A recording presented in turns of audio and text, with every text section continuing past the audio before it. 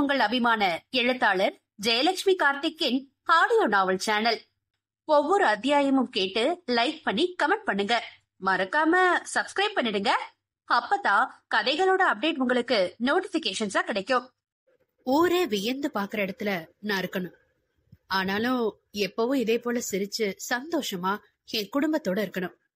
வீடுங்கிறது வெறும் வீடு இல்ல, உறவுகள் பூத்து குலுங்குற இடம். அங்க எப்பயுமே மகிழ்ச்சியா மட்டும்தான் இருக்கணும். தீபனின் பெரிய பெரிய கனவுகள். அத்தியாயம் 10. வாங்க மேடம், உள்ள வாங்க. இல்ல இது என்ன உங்க கிராமமா? நீங்க நினைச்சபடி வெளியில போக? நீங்க உங்க இஷ்டத்துக்கு வீட்டை பூட்டிட்டு போயிட்டா நாங்க என்ன நினைக்கிறதா? ஒரு போன் நம்பர் கொடுக்கறோம் கூட தெரியாதா என்று அவன் கோபம் கொள்ள, தன்யா முதல் முறையாக அவனின் கோபம் கண்டவள் முயன்று பயத்தை அடக்கியவளாக நின்றாள். தீபன் அருகில் வந்தவன் அவளை முழுவதுமாக பார்த்து அவளுக்கு ஒன்றும் இல்லை, நன்றாக இருக்கிறாள் என்று அறிந்த பின் வந்த நிம்மதி பெருமூச்சை வெளியிட்டான். அவளை இன்னும் கூர்ந்து பார்க்க அவளோ பயத்தில் மெல்ல நடுங்க ஆரம்பித்திருந்தாள். தன் தவறை உணர்ந்தவன் தன்னை தலையில் அடித்துக் கொண்டான். சட்டென்று அவளை இழுத்து அணைத்துக் கொண்டான்.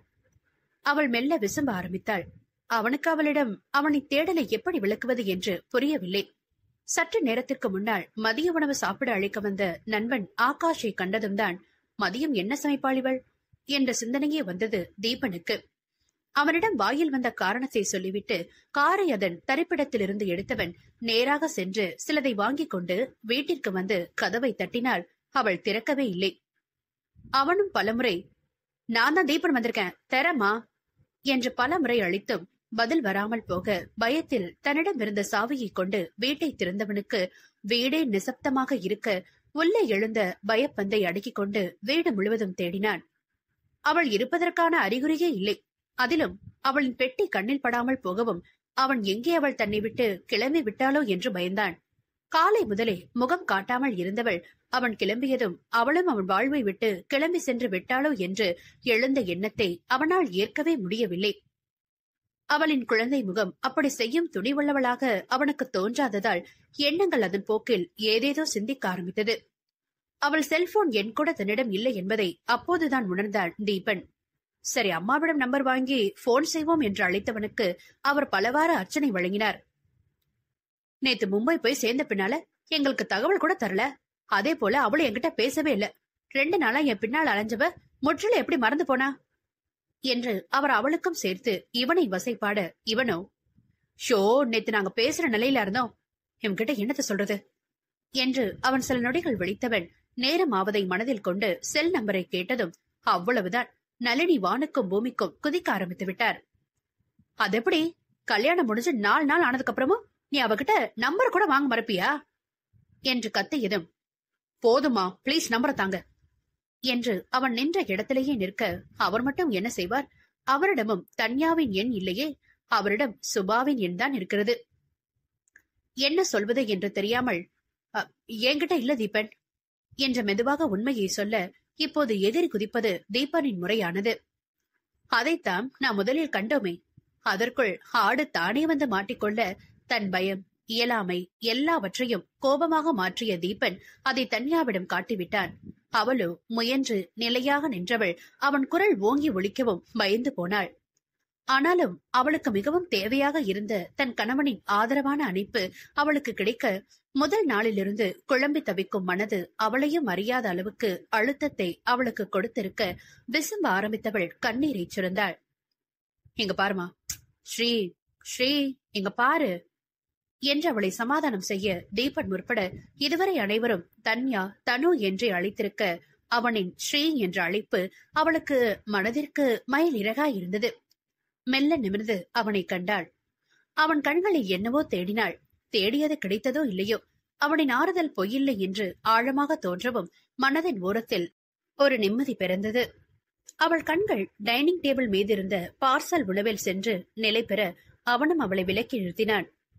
மணி ஆயிடுச்சு, பசிக்குமேனு சாப்பாடு வாங்கிட்டு வந்தமா, உன்னை காணல, அதான் வா வந்து சாப்பிடு என்று அழைக்க அவளின் கரங்களில் இறுக்கமாய் பிடிப்பட்டு இருந்த பையை வாங்கியவன் அதிலிருந்த மளிகை பொருட்களை பார்த்து மெல்லிய முறுவல் புரிந்தான். நானே சாயங்காலம் வாங்கிட்டு வரலான்னு இருந்தேன், நீங்களே வாங்கியாச்சு போல. நான் நினைச்ச அளவுக்கு நீங்க இல்ல, அதுவே சந்தோஷம். எங்க வெளியில போகவே பயப்படுவீங்களோன்னு நினைச்சேன்.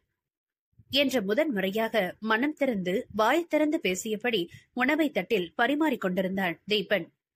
அவளும் பொன் சிரிப்பை உதிர்த்துவிட்டு, இல்ல இருந்த சாமா வச்சு நேத்து காலையிலயே சமாளிச்சுட்டேன். ஆனா மதியம் ராத்திரிக்கு என்ன செய்யறது? நீங்களே ஏதோ வேலையில பிஸின்னு மாமா கிட்ட பேசிட்டு இருந்தது எனக்கு தெரியும்.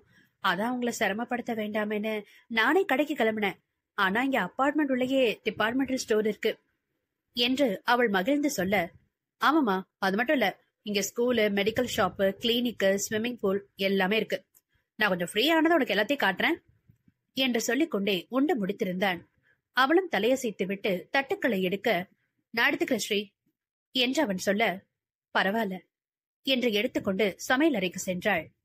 பெண்ணோடு வந்தவன் அவளுக்கு பின்னால் நிற்க அது அறியாமல் அவள் திரும்ப அவனிடம் நெருக்கமாக நின்றாள். உள்ளே பாய்ந்த மின்சாரத்தால் அவள் ஸ்தம்பித்து நிற்க அவளின் காதறிகள் குனிந்தவன், வெளியில போறதா இருந்தா எனக்கு ஒரு மெசேஜ் பண்ணிட்டு போமா, கொஞ்சம் பயந்துட்டேன் என்று சொல்லிவிட்டு திரும்ப அவன் முதடு அவள் காதோரம் உரச அவள் கண்களை இறுக்கி மூடிக்கொண்டு நின்றாள். அவளின் முகம் நிலவாய் ஒளிர அவள் நின்ற கோலம் அவனுக்கு உள்ளே சொல்லத் தெரியாத உணர்வை விதைத்து அழுத்தமாக அவள் கன்னத்தில் ஒரு முத்தத்தை பதித்தவன் அவள் தன்னை அழைக்க ஏதுவாக இருக்கட்டும் என்று நினைத்து அவனின் கைபேசி எண்ணை டீப்பாயின் மீது இருந்த புத்தகத்தில் எழுதினான். ஏதாவது வேணும்னா போன் பண்ணுமா, வரேன். நைட் டின்னர் செய்ய வேண்டாம், நான் வரேன், வெளியில போலாம் என்று சொல்லிவிட்டு செல்ல மனதில் பதிந்து பதியாமல் இவை அனைத்தும் காற்றில் மிதக்க அவன் கொடுத்த அழுத்தமான முத்தம் மட்டுமே சிந்தை முழுவதும் சுற்றி கொண்டிருக்க தன்னிடம் செல்போன் இல்லை என்பதை கூட உணராமல் அவன் சொல்லி சென்றதற்கு தலையசைத்துக் கொண்டு நின்றாள் பாவை. தீபன் மீண்டும் அலுவலகம் சென்றுவிட உருகி கரைந்து நின்றவள் மூளை மெல்ல மெல்ல இயக்கத்தை ஆரம்பித்தது. அதன் பின்புதான் அவன் சொல்ல வந்ததே அவள் புத்தியில் உரைத்தது. என்ன, செல்போனா? என்கிட்டயா? பொம்பளை பிள்ளை செல்போன் பார்த்துதான் கெட்டு போகுதாம்னு எவனோ சொன்னதை கேட்ட பாட்டி தில்லை நாயகி சுபாவும் எப்போதும் செல்போன்ல பார்த்தபடி இருப்பதை கண்டவர் தன்யாவுக்கு செல்போன் வாங்கி தரக்கூடாது என்று பிடிவாதம் பிடித்தார். அவர் வைத்திருந்த பட்டன் கைபேசியில்தான் அவசரத்துக்கு கூட அவள் பேச வேண்டும். அவளுக்கும் யாரோடும் பேசிக் கொண்டிருக்க வேண்டிய தேவை இல்லாது போக செல்போன் உபயோகத்தில் நாட்டம் இல்லாததால் அதை பெரிதாக எடுத்துக் கொள்ள மாட்டாள். அவள் படிப்பு புத்தகம் என்று கழித்து செல்போன் பற்றி அவள் கவலைப்பட்டதே இல்லை.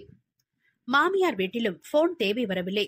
அப்பாவை பற்றிய கவலை வரும்போதெல்லாம் மாமனார் லைவ் கமெண்ட்ரி கொடுப்பவர் போல, அப்பா எழுந்துட்டாரு, வீட்டுக்கு அழைச்சு போக சொல்லிட்டாங்க என்று அவரே தகவல் தந்து விட்டார். இங்கு வந்த பின் அவளுக்கு சிந்தனை செல்போன் பக்கம் போகவே இல்லை. இப்போது தீபனை எப்படி தொடர்பு கொள்வது என்று அவளுக்கு புரியவில்லை. வேகமாக தன் கைப்பையில் இருந்த பணத்தை கணக்கு பார்த்தாள். கண்டிப்பாக ஒரு ஸ்மார்ட் போன் வாங்கும் அளவுக்கு அதில் கையிருப்பு இல்லை. என்ன செய்வது என்று புரியாமல் நின்றாள்.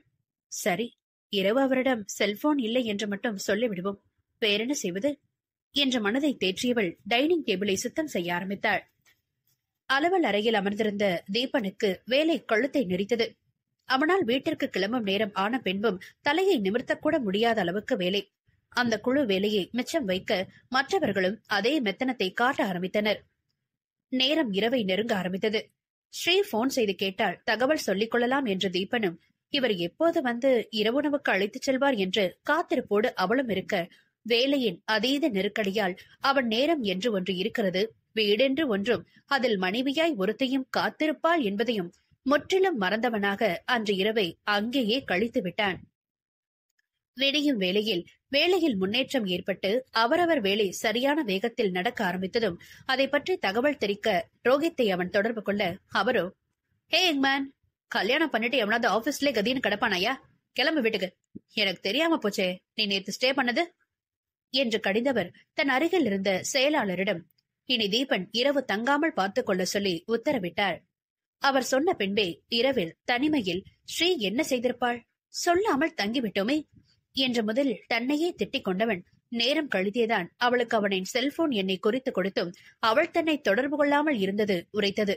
இவ்வளவு நேரம் இருந்த தவிப்பும் குற்ற உணர்வும் போய் கோபம் ஆட்சியை பிடித்தது. இந்த அத்தியாயத்தை கேட்டு மகிழ்ந்தீர்களா? அடுத்த அத்தியாயத்தில் உங்களை சந்திக்கிறோம். மறக்காம உங்களைப் போலவே கதை கேட்க விரும்பும் வாசகருக்கு வீடியோவை ஷேர் பண்ணுங்க.